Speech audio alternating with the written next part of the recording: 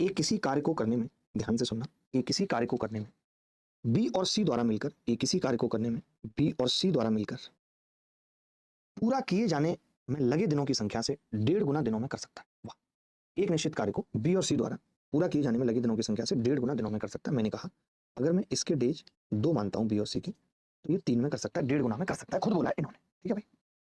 तो मैंने कहा कि भाई इफिशियंसी कितनी हो गई, तो आपने कहा इफिशियंसी उल्टी हो जाएगी, 2 और 3 हो जाएगी इफिशियंसी, हो जाएगी कि नहीं? आपने कहा हो जाएगी।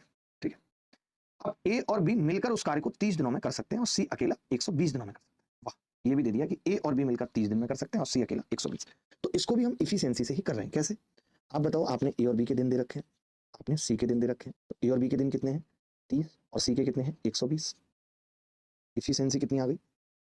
1/4 बी और सी। अब आपने एक चीज देखी, अगर मैं इनकी इफिशियंसी का अनुपात निकालूं तो 4 1 आ रहा है। 4 1 इफिशियंसी का अनुपात कितना आ रहा है? 4 1।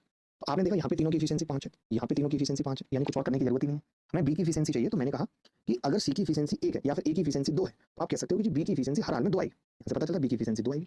अब मैं ये कह रहा हूँ सी अगर अकेला इस काम को 120 दिनों में कर रहा है और उसकी इफिशियंसी 1 है और बी की इफिशियंसी 2 है, तो वो आधे दिनों में कर लेगा, यानी 60 दिनों में कर लेगा। अरे भाई, सी की इफिशियंसी 1 है, बी की इफिशियंसी 2 है, तो ये इफिशियंसी है, तो डेज का रेशियो कितना होगा? 2:1 का होगा। होगा या नहीं? तो आपने कहा कि जी 2 की वैल्यू 120 है, तो ए की कितनी होगी? 60। ये